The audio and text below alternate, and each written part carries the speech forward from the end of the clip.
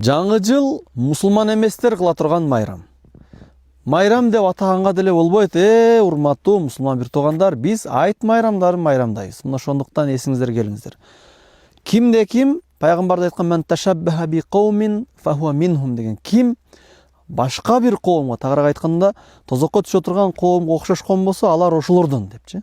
Мына ошондуктан мусулман кылбаган иштерди кыла турган болсо, ошолор бара турган тозокко барылат. Баягы атаң кылбаган кылыкты кылат кесең деген сөз бекерден айтылган эмес.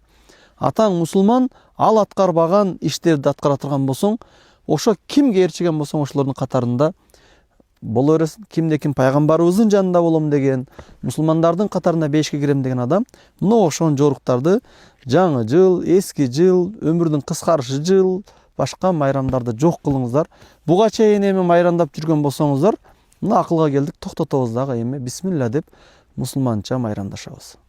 Ассаламу алейкум.